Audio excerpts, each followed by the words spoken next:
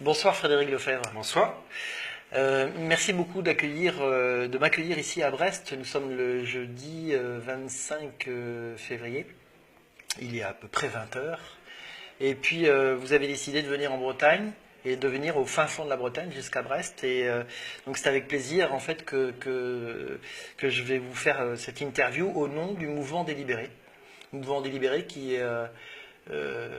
aujourd'hui est un mouvement qui se développe énormément depuis 3 ans, puisque nous nous basons sur les directives européennes qui nous permettent de nous assurer là où nous le souhaitons à l'étranger.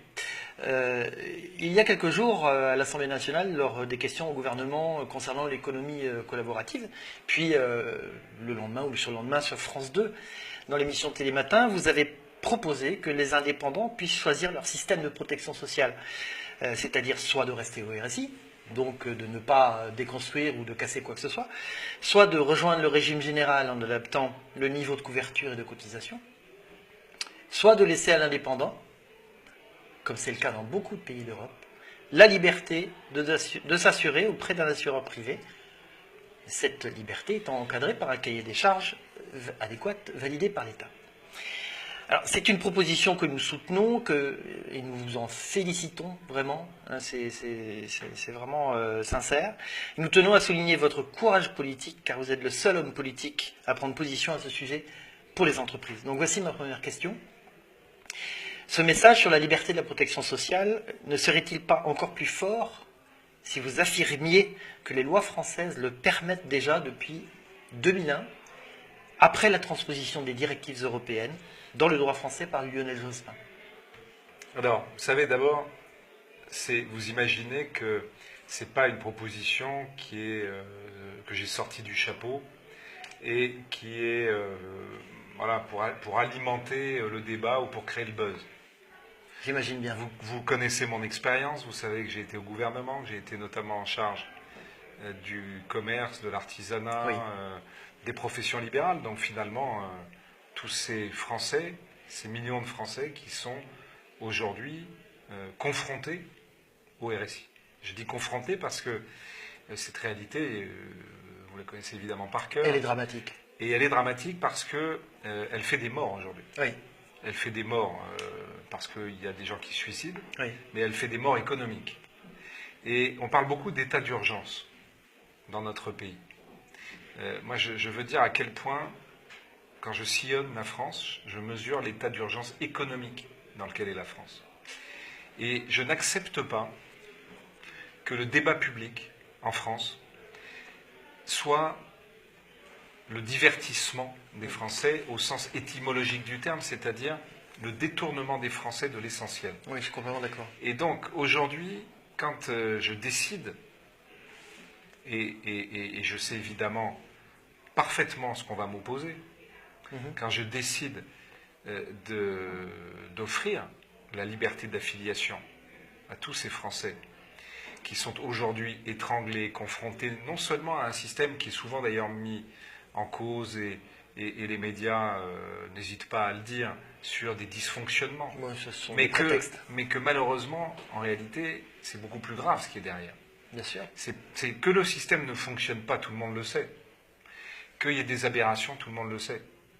Mais ce qui est beaucoup plus grave, c'est qu'en réalité, il y a des Français qui sont commerçants, qui sont artisans, qui sont infirmières libérales, qui sont, on peut multiplier évidemment, oui. Tous ces métiers essentiels pour la France du quotidien. Que serait la France sans tous ces métiers?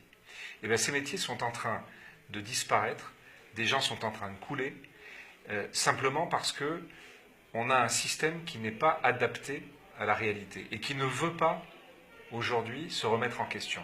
Oui. Pourquoi il n'est pas adapté à la réalité? D'abord parce que la protection qui est offerte à ces Français est une protection qui est bien inférieure non seulement à celle dont bénéficient les autres Français, notamment les salariés, mais qu'elle est bien inférieure à celle qui aujourd'hui couvre les travailleurs indépendants dans la plupart des pays voisins de la France. C'est ça la réalité. Et elle coûte très cher surtout. Et c'est pas surtout, d'abord, moi je veux insister sur ce niveau de protection qui est très faible. Alors vous avez raison, c'est un niveau de protection qui est très faible avec en plus un coût qui non seulement est lourd, mais qui de surcroît intervient alors même que les gens ne sont pas capables de vivre simplement, Absolument. de se verser de quoi vivre. On est complètement d'accord. Et donc vous avez tellement aujourd'hui de Français, de commerçants, d'artisans que je rencontre qui sont dans des situations dramatiques, qui sont obligés de dormir dans leur cave s'ils veulent continuer à garder leur commerce, à payer leurs salariés, qui sont obligés de ne pas se construire de retraite s'ils veulent ne pas licencier ce salarié qui est là depuis 20 ans. Voilà. Mais non, mais il faut que les gens, les Français se rendent compte de cette situation. Parce que souvent, par honte, un certain nombre de ces acteurs ne parlent pas. Parce que c'est difficile d'avouer qu'on travaille 6 jours sur 7, parfois 7 jours sur 7, et qu'on n'est pas capable de nourrir sa famille et de faire face à ses obligations. Oui. Parce que ce sont des gens honnêtes, oui, et qui voudraient faire face à leurs obligations, mais qu'ils ne peuvent pas. Et ils ne peuvent pas, non pas parce qu'ils ne travaillent pas, ils ne peuvent pas parce que le système, aujourd'hui, les étouffe de charges. C'est ça la réalité.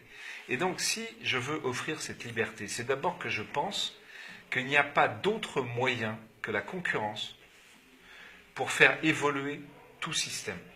Je suis parfaitement conscient, qu'on soit bien clair, que le système du RSI, c'est à la fois des cotisants, qui sont pas loin de 3 millions, mais qui sont en même temps des ayants droit, oui, 6 millions. Qui sont 6 millions, qui aujourd'hui, pour certains d'entre eux, ne travaillent pas, sont à la retraite, perçoivent, et que, évidemment, quand on entend dans le débat dire il faut supprimer le RSI, pour eux, c'est évidemment une source d'inquiétude. Mais il faut bien comprendre qu'aujourd'hui, la première inquiétude qu'ils doivent avoir, c'est quand vous avez, comme l'année dernière, 63 000 faillites dans ce pays, que ces faillites sont essentiellement concentrées 250 par jour. Ces petits, 250 par jour, sur ces petits artisans, commerçants. Ça veut dire évidemment que ces faillites, c'est autant de gens qui ne peuvent plus contribuer au système. Voilà. Que quand vous avez aujourd'hui un certain nombre de Français qui, compte tenu, et je vais venir précisément à la question que vous avez posée, en évoquant la troisième catégorie de Français, mais des Français qui, parce qu'il y a une incertitude, parce qu'ils ne veulent pas se retrouver aujourd'hui mis en cause, décident, par exemple, de se mettre sous statut de SA ou de SAS, oui, afin simplement d'échapper au RSI. Alors qu'ils sont parfaitement conscients que ça peut avoir un surcoût pour eux comme ça, évidemment, dans l'immédiat. Donc, ça l'URSSAF. Donc, c'est dire combien aujourd'hui ce fonctionnement crée de l'angoisse. Et je le vois d'ailleurs tout autant chez les commerçants, les artisans, que aujourd'hui chez les jeunes entrepreneurs, les start-up. C'est-à-dire tout ce monde économique qui est en train de se bâtir et cette jeunesse qui est en train aujourd'hui de se construire un avenir, qui est dans la même inquiétude. Ou bien d'ailleurs, je le vois avec des agriculteurs qui sont dans la situation aujourd'hui parce qu'ils diversifient leur activité alors même qu'on voit bien à quel point ils sont en train de mourir eux-mêmes. Absolument. Et pour diversifier, ils se retrouvent à avoir aussi cet autre régime. Eh bien, moi, je veux qu'aujourd'hui, on donne cette liberté. Alors, on me dit, et d'ailleurs vous en êtes l'incarnation, puisque beaucoup de Français eux-mêmes ont pris cette liberté, oui, qu'on peut le faire en France. Il y a aujourd'hui, vous avez parfaitement raison de le dire, et d'ailleurs c'est la raison pour laquelle beaucoup de pays d'Europe le font, une directive qui permet de le faire. La difficulté, vous le savez bien, puisque un certain nombre d'acteurs économiques qui sont aujourd'hui sanctionnés par les tribunaux en France parce qu'ils se sont libérés, pour reprendre votre terme.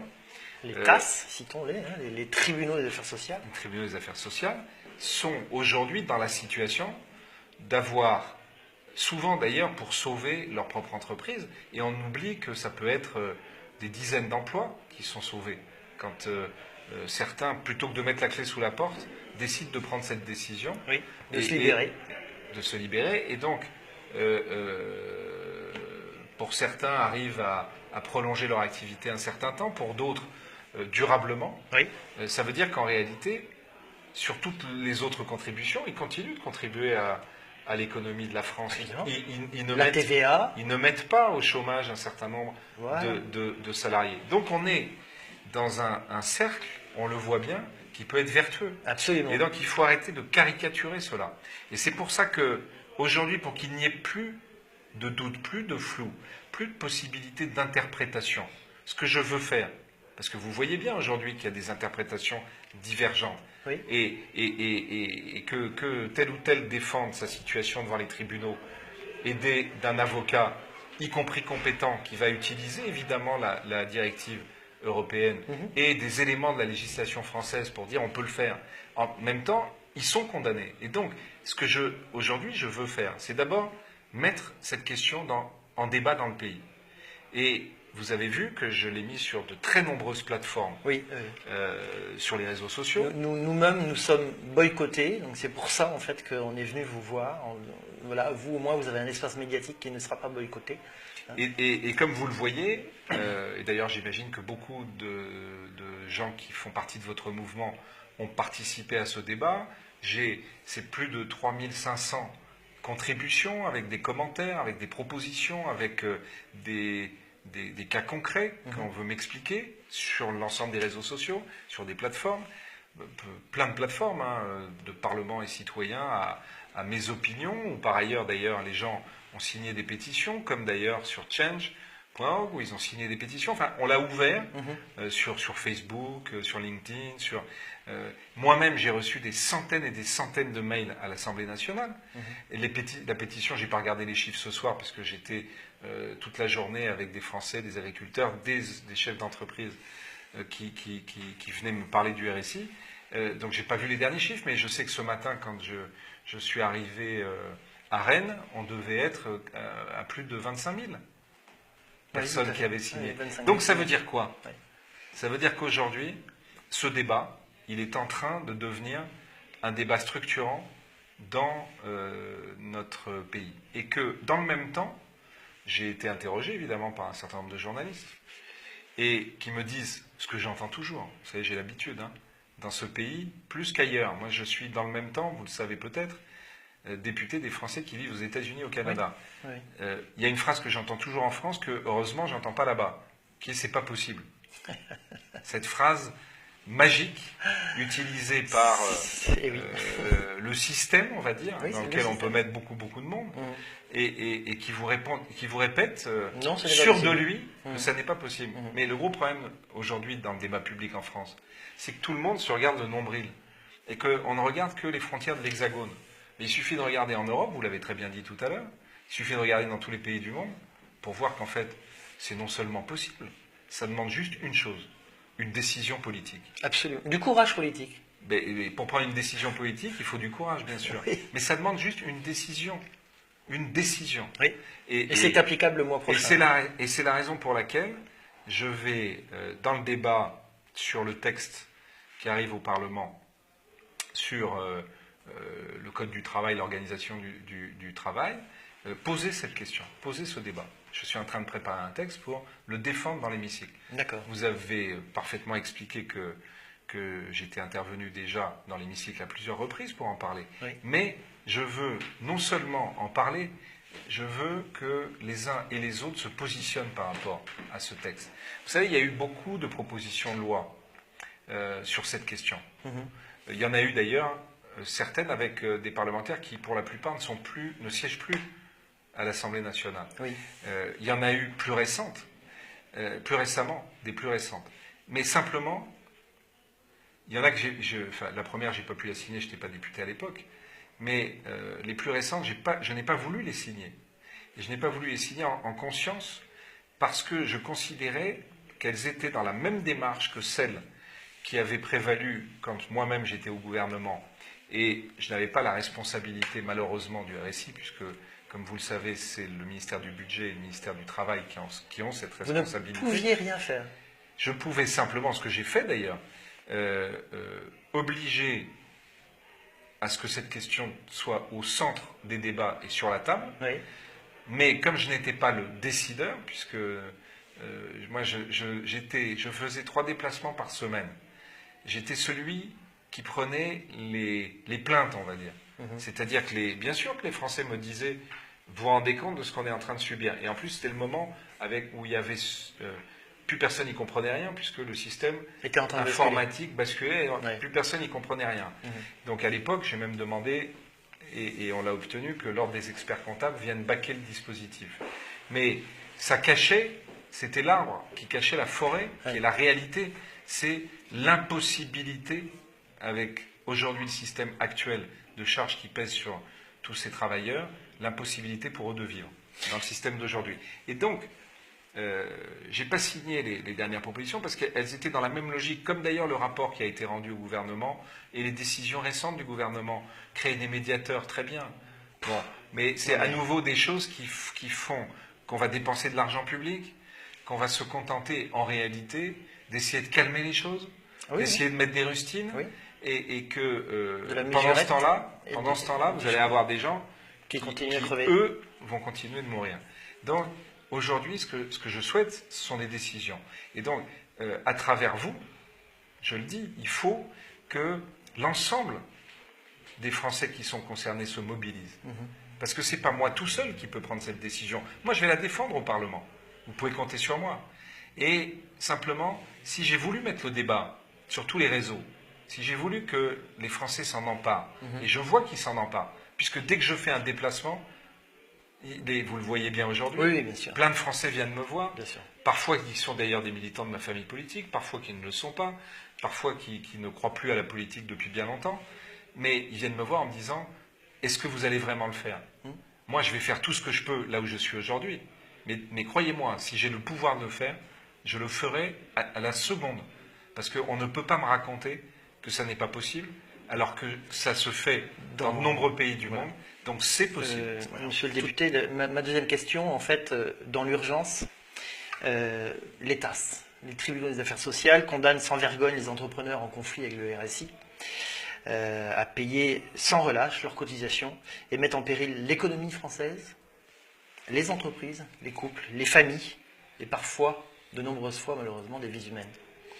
Que comptez-vous faire en tant que député, en tant que législateur, dans l'urgence, face à l'attitude scandaleuse des tribunaux des affaires sociales, qui sont juges et partis, puisqu'ils sont payés par la Sécu, dans les conflits avec le RSI, qui ne tiennent jamais compte du travail du législateur en matière de directives européennes? C'est-à-dire, qu'est-ce qu'on fait pour les gens aujourd'hui qui ne peuvent plus, qui sont en dépôt de bilan, et on leur dit, on va vous saisir votre matériel, on va vous saisir votre maison, on va vous foutre à la rue. Qu'est-ce qu'on fait pour ces gens-là aujourd'hui? Vous, en tant qu'homme politique, que pouvez-vous faire? C'est toute la difficulté. Il faut arrêter. C'est toute la difficulté, vous le savez bien. C'est que, évidemment, moi je suis d'autant plus conscient que je vois ces Français qui viennent me voir. Je vois la détresse. Je vois des gens parfois qui pleurent pour me raconter leur histoire. Et changer la loi, ça prend du temps. Mais si on arrive, et c'est pour ça que je veux le mettre dans le débat tout de suite et très vite, si on arrive à le mettre dans le débat, ça va me permettre, moi, en fonction de la réponse qui me sera faite par le gouvernement, et évidemment j'ai de fortes présomptions, malheureusement, sur la réponse qui s'annonce négative du gouvernement, ça va me permettre, moi, de demander que le minimum que peut faire le gouvernement aujourd'hui, c'est de veiller, non pas à mettre en place des médiateurs et tout un système compliqué qui risque de s'apparenter à une usine à gaz une nouvelle fois, mais de veiller surtout à ce que tant qu'on n'aura pas été au bout de ce débat, les décisions qui sont prises et qui mettent dans la situation que vous avez parfaitement décrite un certain nombre de Français soient suspendues, qu'elles fassent preuve de la part de l'organisme, puisque la décision, vous savez, une décision d'un tribunal s'impose à tous. Mais ensuite, dans l'exécution de ces décisions, et notamment par rapport à l'organisme qui poursuit ces Français, il y a parfaitement la possibilité aujourd'hui d'obtenir qu'il y ait de la clémence. C'est la moindre des choses tant qu'on n'aura pas été au bout de ce débat. Donc ça fait partie des sujets qu'évidemment je vais mettre dans la discussion. Parce que, vous l'avez compris, c'est pas un sujet désincarné, c'est pas un sujet idéologique. Non, Moi, je ne fais pas ça avec un souci de défendre un modèle de société. C'est pas mon sujet. Il y a des gens qui, évidemment, considèrent que ce débat-là doit être mené de cette façon-là. Moi, ce qui m'intéresse aujourd'hui, c'est cette France du quotidien que je vois, et qui est aujourd'hui en train de vivre les pires moments, pour certains, de leur vie entière. Oui, c'est une évidence. Parce qu'ils voient partir tout ce qu'ils ont construit. Ils voient non seulement leur propre vie se détruire, mais ils voient la vie autour d'eux. Il y a parfois des restaurateurs qui ont plein de salariés, il y a des gens qui sont des commerces qui ont été transmis de père en fils depuis des générations, qui sont en train de partir. Oui, c'est toute toute l'économie française. De toute façon. Ce sont des histoires humaines. Oui. Et c'est ça que je veux mettre dans le débat. Je ne veux pas simplement poser des questions de principe.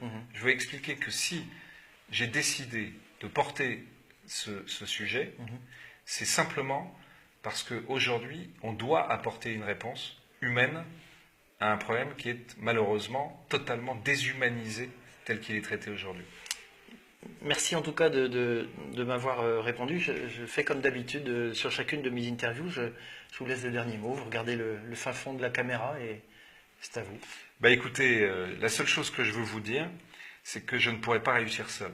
Et que j'ai besoin de votre mobilisation à tous ceux qui vivaient évidemment des moments terribles. Je me doute que vous avez d'autres choses à faire. Parce que vous avez d'autres choses à régler malheureusement. Mais tous les autres qui savaient que ce sont des choses qui peuvent arriver à tout le monde. Vous savez, j'étais avec un garçon l'autre jour qui a dévissé rapidement. Il est dans la rue aujourd'hui, c'est un sans-abri. Ça lui est arrivé en quelques mois. Ça peut arriver à tout le monde. Tout le monde. Et ça mérite qu'on se mobilise et qu'on se mobilise nombreux. Et donc moi j'ai besoin que vous vous mobilisiez, parce que si on veut que ce débat aboutisse à de vraies décisions, il faut qu'on décide tous ensemble d'en faire l'un des débats des prochains mois. Notamment parce que, vous le savez, il y a l'enjeu de l'élection présidentielle. Et l'enjeu de l'élection présidentielle, j'en ai assez qu'il se fasse uniquement sur des sujets qui en réalité passent au-dessus de la tête des gens. Et quand on a fait croire à la dernière élection présidentielle qu'on allait régler les problèmes de la France avec la taxe à 75%, on s'est moqué du monde. Quand aujourd'hui on fait croire qu'on va régler les problèmes de l'économie française avec la suppression des 35 heures, c'est une blague.